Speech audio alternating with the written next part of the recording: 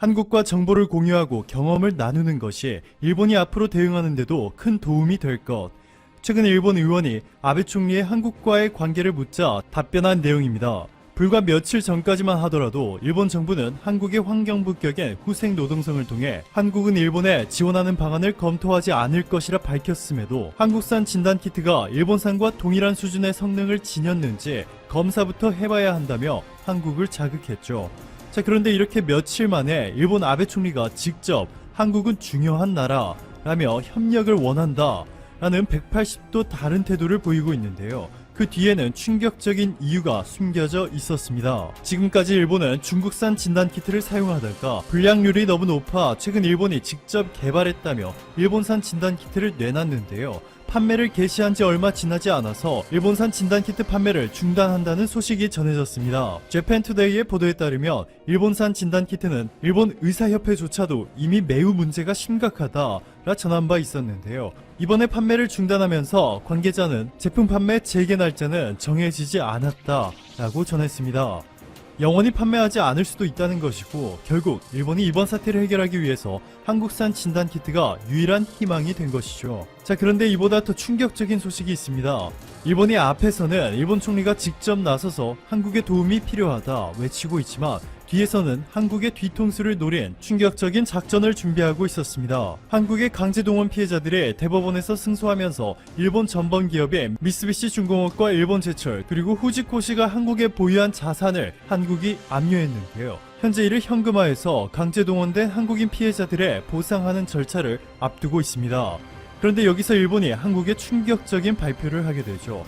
아소다로 부총리는 일본 월간지 문예춘추와의 인터뷰에서 한국이 압류한 일본 기업들의 자산을 현금화한다며 일본은 한국에 금융 제재를 할 수 있다라는 무례한 발언과 함께 일본은 한국과 무역을 재검토하거나 일본도 일본 내에 있는 한국 기업들의 자산을 압류하는 방법들이 있다라고 전했습니다.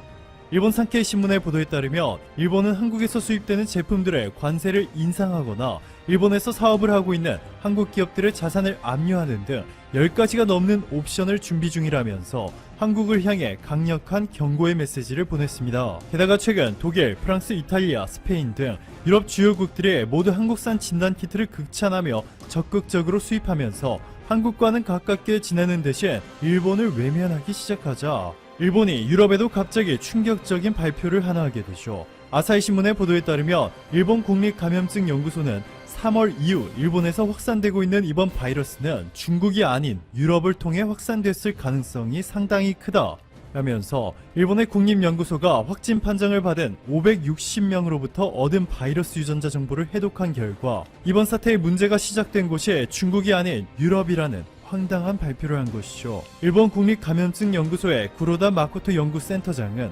중국에서 시작된 제1파 바이러스는 이미 보건 대응으로 종식됐지만 유럽을 통해 유입된 제2파 바이러스가 일본에서 크게 확산한 것 같다 라 발언했습니다. 이미 미국 법률회사 범원 법무그룹이 미국 1만 명을 대리해 중국을 상대로 7,392조 원에 달하는 집단소송을 제기했고 영국의 한 학회도 중국이 G7 국가에 끼친 손실만 4,800조 원에 달한다며 소송을 낸 상황. 인도 변호사협회는 중국의 이경 4,640조 원을 손해배상하라고 청구하는 등 현재까지 중국 정부를 상대로 한 전세계 소송 금액은 3경 2,032조 원을 넘어서고 있습니다.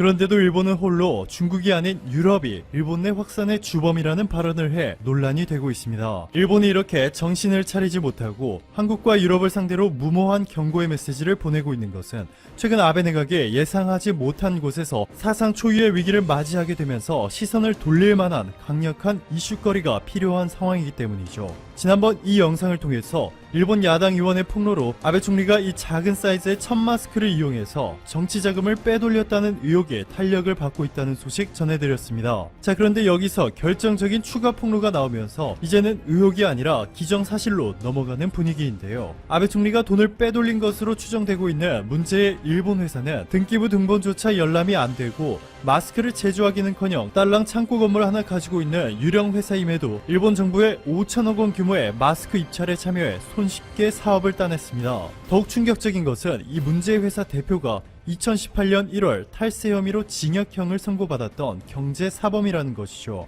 머니투데이와의 인터뷰에서 조달창 관계자는 한국은 국가계약법령에 의한 모든 절차들이 너무나 투명하게 공개되기 때문에 불가능한 일이다. 예산 빼돌리기 같은 행위는 발전이 덜 된 국가에서나 일어나는 일이다. 전했습니다. 화학약품 냄새가 나고 한 번 빨면 줄어드는 데다가 너무 작아서 마스크로서의 기능까지 의심되고 있는 아베노 마스크. 실제 바이러스 예방으로는 사용할 수 없고 이제는 일본 여성들 사이에서 자신의 얼굴이 얼마나 작은지 인증하는 용도로 사용하는 일본 SNS에서 핫한 아이템이 되었습니다. 오늘도 감사합니다. 최고로 멋진 하루 보내시길 바랄게요. 얼마 전 일본의 아베 총리가 올린 트위터 영상 때문에 한국과 비교된다면서 정치권에서도 엄청난 질타를 받고 있다고 하는데요. 오늘은 이에 대해서 이야기해 보겠습니다. 최근 전 세계에 창궐한 바이러스 때문에 각국 정치 지도자들이 질타를 받기도 지지율이 상승하기도 하는데요. 아무래도 국민들의 생사가 왔다 갔다 한 긴급 상황이다 보니 지도자의 역량이 큰 영향을 미칠 것이라 생각됩니다. 몇몇 국가를 살펴보자면 대만의 경우 차잉원 총통의 지지율이 급등하고 있습니다. 대만 여론조사 기관인 대만민의기금회에 따르면 차잉원 총통의 지지율이 급등한 것으로 조사됐습니다. 지난 2016년에 취임해 대만을 이끌고 있는데 근본 방역 대책에 대해 응답자의 75%가 100점 만점 중 80점 이상의 높은 점수를 부여했습니다. 대만의 경우 중국과의 민감한 문제는 제쳐두고 1월 22일 우한에서 출발한 중국인 입국을 완전히 금지시켜버렸고 2월 6일에는 중국인은 절대로 대만으로 입국할 수 없도록 조치했는데요. 아무래도 중국에서 창궐한 바이러스다 보니 대만으로 입국을 막아 초기에 성공적으로 대처하겠다는 뜻이었죠. 대만은 가장 먼저 중국인에 대한 입국을 금지함으로써 확진자 증가를 막을 수 있었습니다. 한국과 일본에서 급속한 증가세가 이어지자 2월 24일 한국을 최고 위험 국가로 분류하고 불필요한 여행을 자제하도록 권고하기도 했습니다. 중국과의 정치적인 관계보다 국민들의 건강을 먼저 챙기는 모습에 지지율이 급등해 1년 만에 무려 12%나 상승했죠. 그러나 옆나라 일본의 상황이 아주 다릅니다. 이번 사태가 시작되면서 그리고 시간이 지날수록 사람들이 가지던 의문이 있었습니다. 도대체 어떻게 일본에는 크루즈섬 환자를 제외하고 저렇게 적을 수 있을까 하는 의문이었죠. 중국인 관광객이 그렇게 많은데도 말이죠.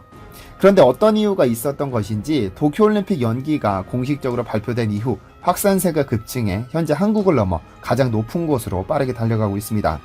지난달 실시한 관련 조사에 따르면 일본인의 85%는 불안을 느낀다며 불안감을 호소했고 아베 총리에 대한 지지율은 한 달 만에 8.4% 하락해 36%로 급락했습니다. 방역대책이 부실했다는 것이 가장 큰 이유였죠. 실제로 일본은 도쿄를 포함해 전 지역 긴급사태 발령이 늦었다는 비판에 직면했었는데요. 많은 국가들이 도시를 봉쇄하고 이동 제한령을 내리는 동안 느긋하게 관망하다 지난 4월 7일에 긴급사태를 선포했습니다. 이미 도쿄를 중심으로 급속하게 퍼지는 상황에 늑장 대응에 많은 비난이 쏟아졌죠. 그런데 여기에서 아베 총리는 큰 실수를 저질렀습니다. 가급적이면 모임을 자제하라면서 사회적 거리두기의 일환으로 집에서 시간을 보낼 것을 제안하면서 자신의 모습을 트윗한 것이죠. 총리 관저에서 애완견을 쓰다듬거나 차를 마시고 독서를 하는 등 여유롭게 지내는 모습을 보였지만 국민뿐 아니라 정치권에서도 질타를 받고 있습니다. 한 나라의 지도자라는 사람이 일본 내에서 확진자가 급증하고 있는데 현장에서 일하는 모습이 아니라 집에서 한가로이 논의는 영상을 올렸으니 국민을 모욕한다며 비꼬는 댓글들이 넘쳐났습니다. 그러니까 지도자는 희생하는 모습을 보여야 했지만 그렇지 못했습니다. 아베 총리의 이런 모습과 대비되는 모습이 한국에서 목격됐습니다. 그 주인공은 바로 정은경 질병관리본부장입니다. 그녀의 리더십은 특히 전 세계 외신의 찬사를 불러오기도 했었죠. 일본의 니혼게이자이 신문은 현재 일본이 방역에 허점을 보이고 있는 이유는 전염병 전문기관이 없기 때문이라고 보도했습니다. 한국의 경우는 질병관리본부라는 강력한 컨트롤 타워가 있지만 일본에는 없는 것이죠. 정은경 질병관리본부장은 지난 1월 20일 한국에서 첫 확진자가 발생한 후부터 정례 브리핑을 도맡아 진행해왔습니다. 국민들도 매일 아침 그녀의 정보에 근거한 분석에 귀를 기울였죠. 그리고 지난 1월 20일부터 매일같이 TV에서 보는 그녀의 모습은 수척해지고 피로에 누적된 모습은 안타까움을 자아냈습니다. 그녀 이런 모습은 외신에서도 진짜 영웅으로 불리면서 집중 조명받았죠. 미국의 월스트리트 저널은 현재 한국이 겪는 비상사태에서 지금까지 한국 정부가 성공적으로 대응하는 가장 중추적인 역할을 했다며 극찬했습니다. 감정에 휘둘리지 않으며 일관되고 솔직한 모습, 정보에 근거한 철저한 분석, 인내심 있는 침착함은 대중들에게 큰 힘이 된다고 썼습니다. 기자회견 당시 그녀에게 누군가 하루에 몇 시간이나 자느냐고 물었더니 1시간은 넘게 잔다는 그녀의 그 대답은 많은 이들의 박수를 받았습니다. 그만큼 현재 사태를 돌파하기 위한 희생을 몸소 보여주는 말이니까요. 최근 그녀의 업무 추진비가 공개됐는데요. 지난 3월 그녀가 사용한 업무 추진비는 민간인 전문가들과 방역을 논의하기 위해 스타벅스에서 쓴 58,000원이 전부였습니다. 긴급 상황센터에서 불과 1km 밖에 떨어지지 않은 관사를 오가며 2달 넘게 지내면서 일체 외부 활동을 자제한 것인데요. 심지어는 자택이 위치한 서울 용산구에도 3주에 한 번 옷 챙기러 다녀오는 외에는 외출도 없이 초긴장 상태로 근무하고 있다고 알려져 많은 이들의 감동을 자아냈습니다. 그녀의 본부장으로서의 리더십은 여기에 그치지 않았습니다. 현재 한국은 하루 10명도 채 안 되는 안정세에 접어들었다고 평가받지만 그녀는 매일 아침 8시에 출근해 저녁 8시에 칼같이 퇴근한다고 밝혔습니다. 아무리 업무가 산더미처럼 쌓여 있어도 절대 8시를 넘겨 사무실을 나서는 경우는 없다고 밝혔는데 거기에는 직원들에 대한 배려가 있었습니다. 아무래도 가장 높은 본부장이 퇴근하지 않으면 직원들도 퇴근하는 것이 껄끄럽기 때문에 가정을 가진 부하들을 위해 배려하는 리더십을 보여준 것인데요. 눈치 보지 말고 편하게 퇴근하라는 그녀의 깊은 마음 씀씀이가 느껴집니다. 프랑스의 제1대 총리이자 나폴레옹이라는 희대의 지도자를 정치권으로 끌어들인 샤를 모리스는 한 마리의 사자가 이끄는 100마리 양의 부대가 한 마리의 양이 이끄는 100마리 사자 부대보다 강하다고 했습니다. 즉 어떤 리더가 이끄느냐에 따라 온순한 양이 되느냐 포악한 짐승이 되느냐가 결정된다고 보는 것이죠. 한국은 지금 현재 다른 국가들에 비해 훨씬 빠르게 환자 수가 줄어들면서 안정세에 접어들었습니다. 스스로 사회적 거리두기 운동을 실천한 시민들, 환자들을 치료하기 위해 밤낮 없이 노력해준 의료진 및 간호사분들, 그리고 매일 국민들에게 안정감 있게 브리핑을 진행해준 정은경 본부장님의 리더십이 없었다면 가능했을까요? 시청해주셔서 감사합니다.